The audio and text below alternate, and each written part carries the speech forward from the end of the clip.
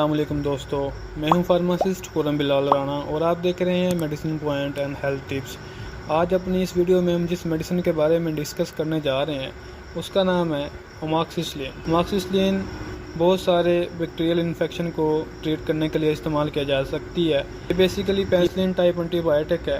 Antibiotic की बहुत सारी इकसाम हैं जैसे कि सेफलोस्पोरन, मोनोबैक्टम, बीटा लैक्टमेस इनहिबिटर्स और दूसरी बहुत सारी एंटीबायोटिक मेडिसिन मार्केट में आसानी से अवेलेबल हैं। अमॉक्सिसिलिन पेनिसिलिन टाइप एंटीबायोटिक है और ये बैक्टीरिया की ग्रोथ रोक कर उन्हें ख़त्म करने का काम करती है।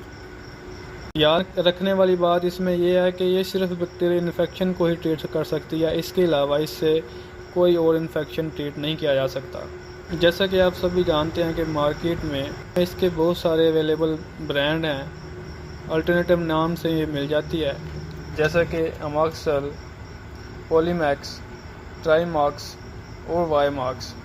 ये सारे ब्रांड नेम हैं जो कि आपको मार्केट में आसानी से मिल जाएंगे। अब हम डिस्कस करेंगे इसकी डिस्कवरी, ये कब डिस्कवर की गई। अमॉक्सिसिलिन को 1972 में बीकैम रिसर्च लेबॉर्ट्रीज़ में साइंटिस्ट के ग्रुप ने डिस्कवर किया और ये आजकल बहुत सारे ब्रांड्स और बहुत सारी शक्लों में आसानी से मार्केट में दस्तयाब है। अब हम डिस्कस करने जा रहे हैं अमॉक्सिसिलिन का मैकेनिज़्म ऑफ एक्शन, यानी कि इसके काम करने का तरीका।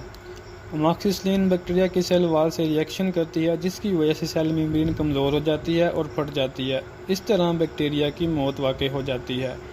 यहाँ एक ज़रूरी बात यह है कि पेनिसिलिन सिर्फ इन बैक्टीरिया की मौत की वजह बन सकती है जिनकी सेल वाल पेप्टाइडोग्लाइकन की बनी होती है, यानी कि ऐसे माइक्रो ऑर्गेनिज़म जिनकी सेल वाल में पेप्टाइडोग्लाइकन मौजूद नहीं होता, जैसा कि फंजाई, प्रोटोजोआ और मुख्तलिफ़ अक़साम के वायरसेस वगैरह पर पेनिसिलिन का कोई असर नहीं होता। बैक्टीरिया की सेल मेम्ब्रेन पर मौजूद प्रोटीन से पेनिसिलिन मिलकर बॉन्ड बना लेती है। ये प्रोटीन हकीकत में बैक्टीरिया के एंजाइम होते हैं जिनका काम बैक्टीरिया की सेल वाल को बनाना और सेल वाल के फंक्शंस को मेंटेन रखना होता है। लेकिन जब ये प्रोटीन, जिन्हें हमने अभी बैक्टीरियल एंजाइम भी कहा है, किसी पेनिसिलिन ग्रुप की दवा जैसा कि अमॉक्सिसिलिन से बॉन्ड बना लेती है तो वो अपना काम नहीं कर पाती, यानी कि बैक्टीरिया की सेल वाल में मौजूद एक केमिकल जिसे पेप्टाइडोग्लाइकन कहते हैं नहीं बनने पाता और सेल वाल कमज़ोर हो जाती है और बैक्टीरिया की मौत वाक़ई हो जाती है बैक्टीरिया की सेल वाल फट जाने से। जैसा कि आप तस्वीर में देख रहे हैं कि बैक्टीरियल सेल वाल को दिखाया गया है। सेल वाल का स्ट्रक्चर बेसिकली बाइलेयर होता है, यानी कि इसकी सेल वाल की दो लेयर होती हैं जैसा कि तस्वीर में आपको नज़र आ रहा है, ऊपर वाली लेयर और नीचे वाली लेयर। सेल वाल की दोनों लेयर्स के दरमियान आपको रेड कलर का एक स्क्वायर नज़र आ रहा है।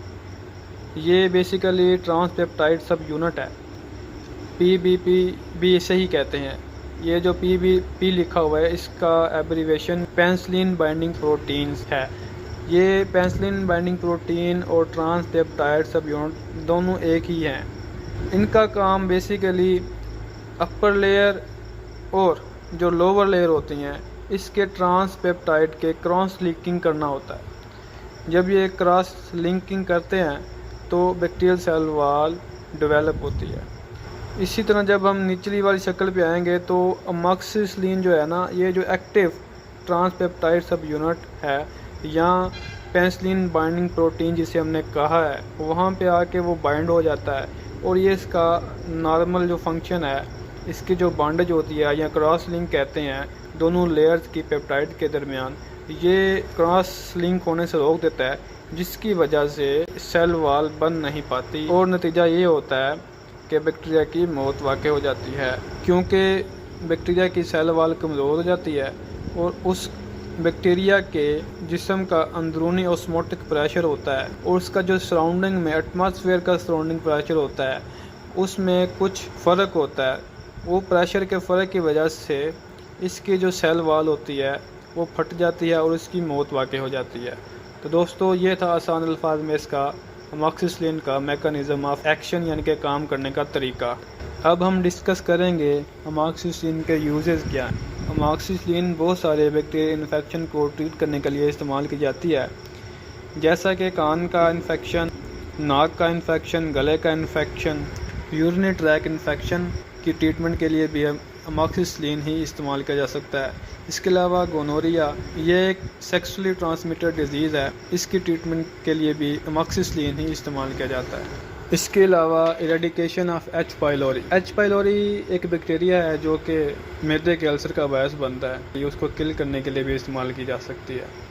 इसके अलावा बहुत सारे स्किन इन्फेक्शंस में भी अमॉक्सिसिलिन यूज़ होती है और इंटेस्टाइनल इन्फेक्शन यानी कि छोटी आंत के इन्फेक्शन में भी इस्तेमाल किया जा सकता है। इसके अलावा टॉन्सिल्स, गले की गदूदों की सूजन को कम करने के लिए इस्तेमाल किया जा सकता है। ब्रोंचाइटिस और नमूनिया वगैरह की ट्रीटमेंट के लिए भी इसे इस्तेमाल किया जा सकता है। अब हम इसकी डोज के बारे में डिस्कस करेंगे। जिन मरीज़ों की 12 से 18 साल तक की उम्र होती है उन्हें बेसिकली डॉक्टर 250 mg वाले कैप्सूल दिन में सुबह शाम 2 मरतबा इस्तेमाल करने का कहते हैं, और 18 साल से ज़्यादा उम्र के लोगों के लिए 500 mg की सुबह शाम खुराक इस्तेमाल कराई जाती है। इसके अलावा अगर प्रॉब्लम ज़्यादा है तो इसकी खुराक की मिकदार ये ज़्यादा भी इस्तेमाल कराई जा सकती है, यानी कि 2 खुराकों के बजाय दिन में 3 खुराकें भी इस्तेमाल कराई जाती हैं। अब इसके साइड इफ़ेक्ट्स के बारे में डिस्कस करेंगे। हेडेक यानी कि सर दर्द, नोज़िया से मुराद उल्टी की फीलिंग होना, जिसे हम अपनी ज़ुबान में मतली कहते हैं, मतली होना या कै होना, यानी कि उल्टी आने की फीलिंग होना लेकिन उल्टी ना आना। इसके अलावा वॉमिटिंग, उल्टी आना, डायरिया यानी कि पेचिस लग जाना, हैज़ा वगैरह की शक्ल भी इसकी वजह से हो सकती है। अमॉक्सिसिलिन को इस्तेमाल करने से बाज़ औक़ात स्किन रैशेज़ भी पैदा हो जाते हैं। आखिर में मेरी आपसे इंतहाई मुअद्दबाना गुजारिश है कि तमाम अद्वियात डॉक्टर या फार्मासिस्ट की मौजूदगी में इस्तेमाल करें। हमारा मकसद आप तक सिर्फ मालूमात पहुँचानी होती है ताकि आप तक मालूमात पहुँच सके और आप इसे इस्तेफ़ादा हासिल करें। अगर आपको हमारी वीडियो अच्छी लगे तो लाइक, शेयर और सब्सक्राइब करना ना भूलें और घंटी के बटन को भी प्रेस कर दें ताकि हमारी आने वाली हर नई वीडियो आप तक पहुंच सके। इसके साथ ही मैं आपसे इजाज़त चाहूँगा। मिलते हैं एक नई वीडियो में, तब तक के लिए अल्लाह हाफ़िज़, वस्सलाम।